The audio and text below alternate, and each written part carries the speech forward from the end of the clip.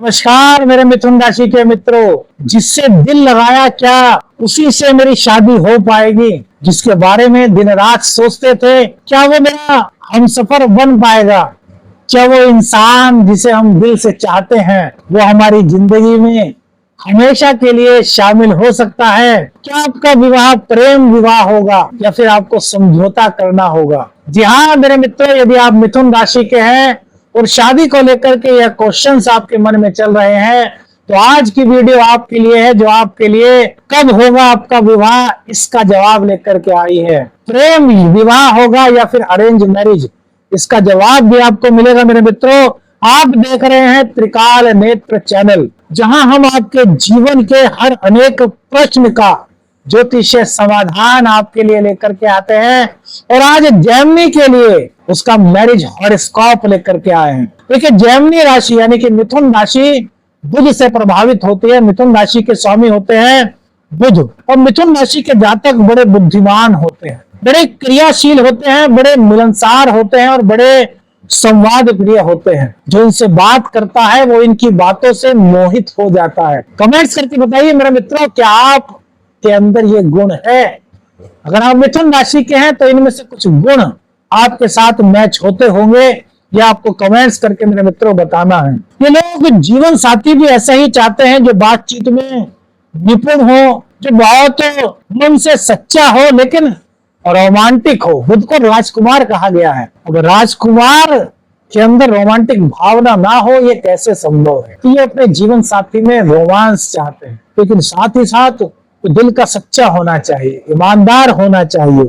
उनके लिए मानसिक कनेक्शन बहुत जरूरी होता है। मानसिक रूप से अपने जीवन साथी से जुड़ना चाहते हैं। केवल आकर्षण इनके लिए सबसे पहली चीज नहीं होती, इनके लिए होता है मानसिक कनेक्शन। और जो इनसे अच्छी तरीके से मानसिक कनेक्शन कर पाता है उसका साथ ये जीवन भर नहीं छोड़ते मेरे मित्रों। कि जब भी प्रेम में पड़ते हैं ना मिथुन राशि वाले लोग, कमेंट्स करके बताना इस बात पर, जब भी मिथुन राशि वाले लोग प्रेम में पड़ते हैं तो बहुत सोचते हैं, बहुत विचारते हैं, उसके बाद निर्णय करते हैं कि वो उस व्यक्ति के साथ प्रेम संबंधों में जाना चाहेंगे जिसने उसे प्रपोज किया है नहीं। और यदि एक बार ये मन से जुड़ जाते हैं ना तो अपने साथी के लिए हर दीवार को तोड़ देते हैं मेरे मित्रों। बताइए मेरे मित्रों, मिथुन राशि वालों, क्या हम आपके दिल की बात कर रहे हैं या नहीं। यही तो है राजकुमार की ताकत। वो जिसे चाहता है, यदि सच्चा इंसान उसे मिल जाए तो उसके लिए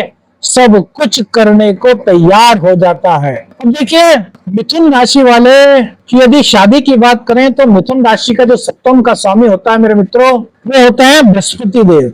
और प्रेम संबंधों के लिए बात करें तो शुक्र देव की बली अवस्था, शुभ अवस्था या फिर शुक्र देव का सप्तम से संबंध होना बहुत आवश्यक है। यदि आपकी कुंडली में शुक्र देव शुभ अवस्था में है, मजबूत स्थिति में है और आपके सप्तम भाव में बैठे हैं या फिर लग्न में वो उनका आपके बर्थ चार्ट में बैठे हैं, तो मेरे मित्रों यहाँ पर संभावना है कि आपका प्रेम विवाह होने के योग मेरे मित्रों अधिक हो सकते हैं। देखिए, एक चीज होती है कि प्रेम विवाह होने के लिए आपको यह भी देखना होता है कि आपका जो पंचम ग्रह है, पंचम भाव है, उस पर किसी क्रोध ग्रह की दृष्टि तो नहीं। यदि राहु की दृष्टि से दृष्ट है, शनि की दृष्टि से दृष्ट है, सूर्य 11वें स्थान में बैठा है या पंचम स्थान में बैठा है, तो ऐसे में संभावना प्रेम में धोखे की हो सकती है। तो कुंडली बहुत इंपॉर्टेंट होती है शादी के मामले में मेरे मित्रों।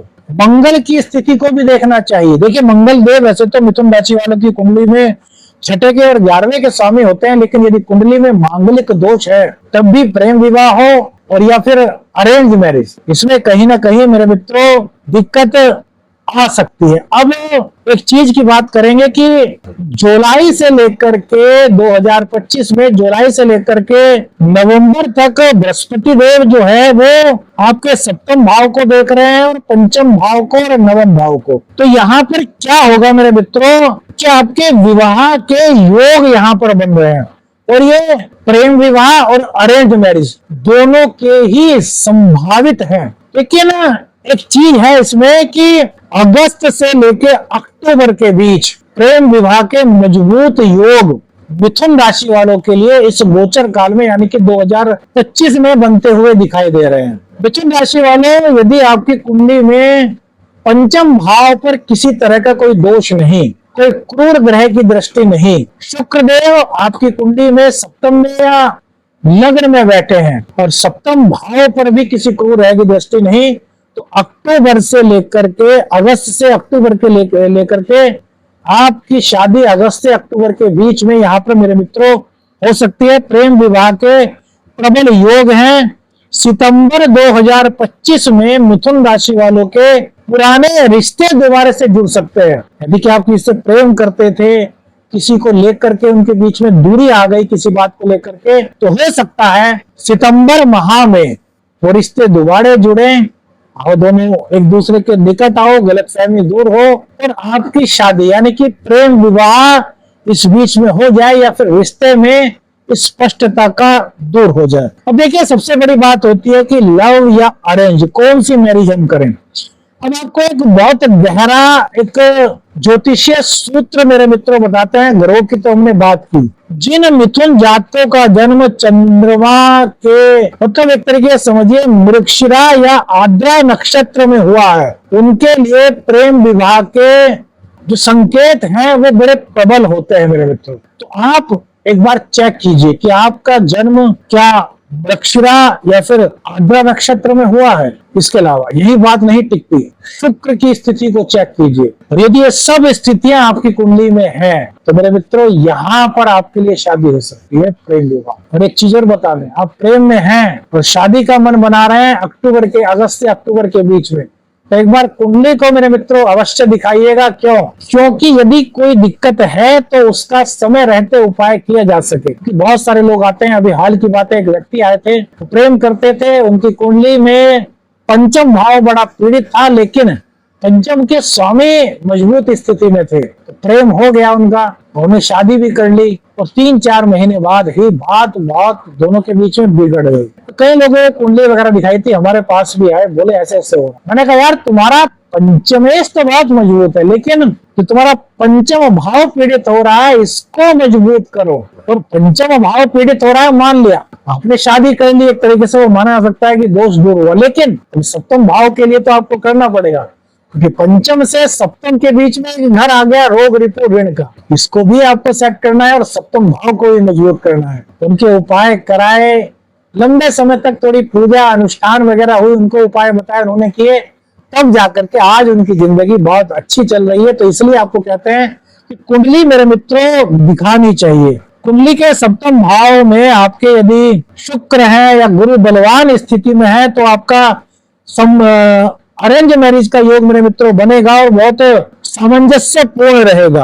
अब देखिए, बहुत से लोग एक प्रश्न करते हैं हमसे कि गुरुजी हमारे लिए एस्ट्रो शावर मित्र जी कौन सी राशि के लोग शादी के लिए बहुत अच्छे रहेंगे। तो देखिए, जो मिथुन राशि होती है यह बुध की राशि है। तो यदि आप लोग तुला राशि को अपना जीवन साथी चुने, कुंभ राशि को अपना जीवन साथी चुने या फिर सिंह राशि को अपना जीवन साथी चुने, तो मेरे मित्रों इससे क्या होगा कि भावनात्मक, बौद्धिक और सामाजिक रूप से आपको संतुलन यहाँ प्राप्त होगा। आपका लॉन्ग टाइम रिश्ता चलेगा और गहराई यहाँ पर आपको प्यार में मिलेगी।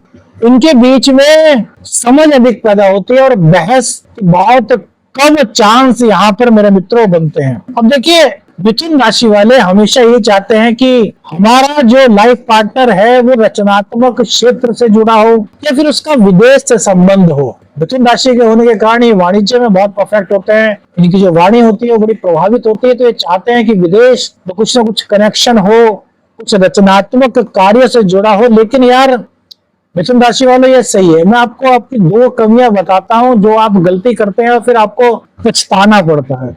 मिथुन राशि वाले कहीं ना कहीं शादी के मामले में भावनाओं में बह करके कहिए या परिस्थितियों को देख करके कहिए जल्दबाजी में निर्णय ले लेते हैं, जो आपके लिए सही नहीं मेरे मित्रों। ये आपको उलझा सकता है। मिथुन राशि वाले बुद्धिमान हैं, लेकिन जो मामला शादी का आता है और इनकी कुंडली में यदि बुध खराब हो, बुध राहु के साथ हो, राहु शुक्र की युति हो या फिर राहु बृहस्पति की युति हो, तो ये कंफ्यूज हो जाते हैं और कंफ्यूज होकर के अपने जीवन में शादी को लेकर के गलत फैसला लेते हैं और फिर इनको पछताना मेरे मित्रों पड़ सकता है। तो अपने मन और हृदय के बीच आपको संतुलन बनाना है मेरे मित्रों, वरना रिश्तों में कहीं ना कहीं असमंजस की स्थिति आ सकती है। परिवार की सलाह को महत्व दे, क्योंकि जुलाई से लेकर के नवंबर 2025 तक आपके लिए शादी के योग बन रहे हैं, जिसमें अगस्त से अक्टूबर तक प्रेम विवाह के लिए बहुत अच्छे संकेत हैं। लेकिन उससे पहले कुंडली आप दोनों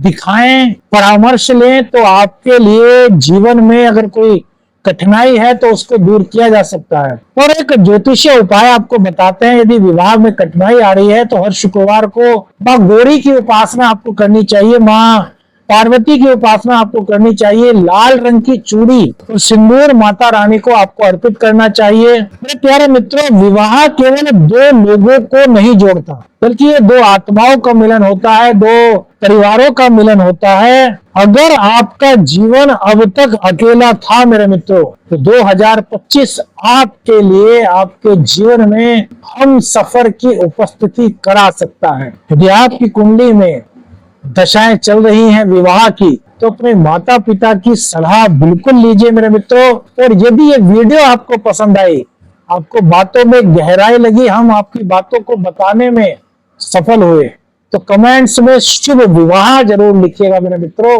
कहिए कि हे बाबा गुरु गोरखनाथ, हमारा विवाह अच्छा और एक ऐसे जीवन साथी से कराएं जो हमेशा हमारा साथ दे। वीडियो को लाइक करें, शेयर करें, चैनल को सब्सक्राइब करें। आदेश आदेश लखन निरंजन, हर हर।